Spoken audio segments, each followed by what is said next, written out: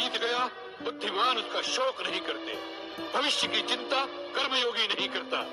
इस समय इस क्षण क्या करना है उसका ही निश्चय आवश्यक हो जाता है। मंदिर सूने क्यों रह गए? जनमानस में ऐसा क्या भर दिया गया, अथवा ऐसी क्या बात है कि वो बहुत कम हो गए हैं अब मंदिरों में आना?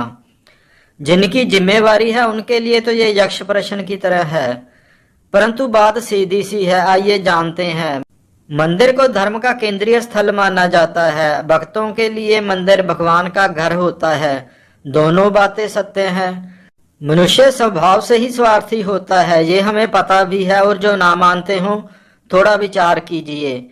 आप समय भी अपने को कटघरे में खड़े कीजिए तो पता चल ही जाएगा कि ये बात बिल्कुल ही सत्य है।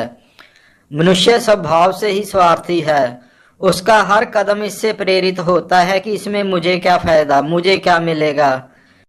मनुष्य ऐसे ही भगवान को नहीं मानता, वहां भी उसका स्वार्थ ही होता है। इस पर थोड़ा आगे बात करेंगे। जब आप भगवान को ही किसी न किसी भीतरी और बाहरी स्वार्थवश मानते हैं तो फिर भगवान के घर अथवा मंदिर भी तो स्वार्थवश ही जाएंगे।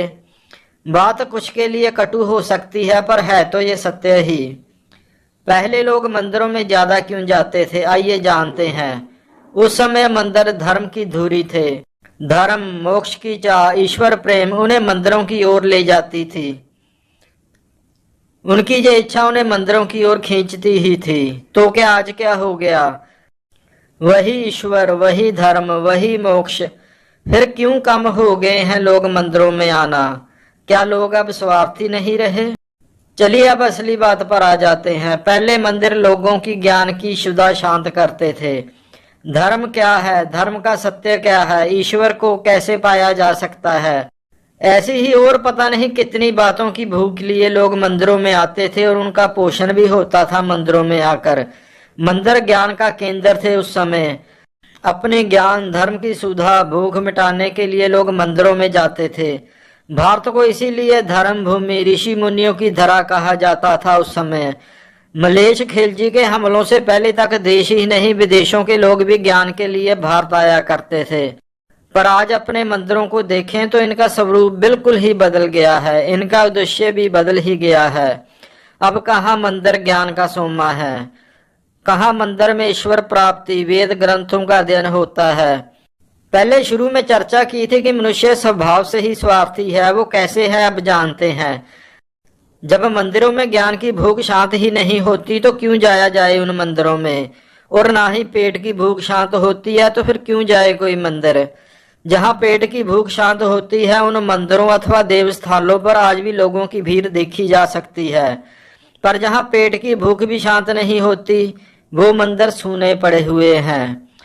आज के नए धर्मों, मतों, संप्रदायों को जरा देखिए ध्यान से। बेशक ये पेट की भूख ही मिटाने के केंद्र जैसे नहीं लगते। जहां जाकर ना तो मानसिक भूख शांत हो और ना ही पेट की भूख, लोग वहां जाएंगे क्यों? इसीलिए मंदिर सूने पड़े हैं आजकल। उम्मीद है कि इस यक्ष प्रश्न का उत्तर मिल ही गया होगा कि आज हिंदुओं के अधिकांशतः मंदिर सूने क्यों रहते हैं।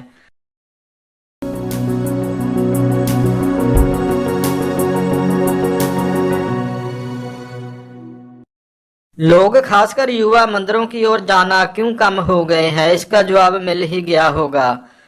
आइए फिर से मंदिरों को ज्ञान का सोमा बनाएं। वो सोमा जहां से ज्ञान की भूख शांत हो।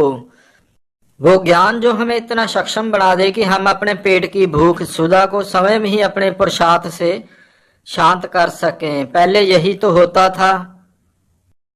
कोई खाना खाने के लिए देवालय मंदिरों में थोड़ा जाता था। भारत का वैभव फिर से लौटेगा। मंदिरों को संभालने, मंदिरों का संचालन करने वालों को ये आज सोचना ही पड़ेगा कि मनुष्य मात्र को उनके मंदिरों की आवश्यकता क्यों थी पहले, और आज क्यों इनसे चूक रहे हैं, इनसे भाग रहे हैं। जब ये विचार कर लिया तो उनका ही नहीं, मनुष्य मात्र का ही नहीं, पूरे समाज का कल्याण होगा। वरना भीड़ कुछ चुनिंदा मंदिरों तक ही सीमित होकर रह जाएगी, जिनके बारे में ये प्रचलित कर दिया गया है कि यहाँ आकर माथा टेकने से, दर्शन करने से ये फल प्राप्ति होती है, ये इच्छा पूरी होती है। यदि ऐसा ही संभव होता तो फिर कर्म धर्म कहाँ गया? कर्म सत्कर्म कर्म फल। ईश्वर बस माथा टेकने से खुश? थोड़ा विचारिए, मलेच्छ वृत्ति हमारे समाज में कुष्ठ रोग की तरह फैल रही है बहुत ही तेजी से। विदेशी धरती के मलेच्छ हमारे धर्म, हमारे लोगों, हमारी धरती को निगल रहे हैं बहुत ही तेजी से। वो कुष्ठ रोगियों की तरह अपनी अलग ही बस्ती बनाकर उनका विस्तार कर रहे हैं। कुष्ठ रोगियों की बस्ती के बीच आप कहाँ रह पाएंगे? थोड़ा सोचना पड़ेगा। उनका इलाज उपचार हो तो रहना संभव होगा, पर उससे भी पहले इन विदेशी कुष्ठ महामारी के शिकार होने से पहले लोगों को बचाना होगा। थोड़ा विचारो, धर्म के रक्षक, धर्म के लिए पूरा जीवन देने वालों, थोड़ा विचारो, अपने को सुधारो। भगवान महादेव शिव शंकर बिना शक आपके सहायक होंगे।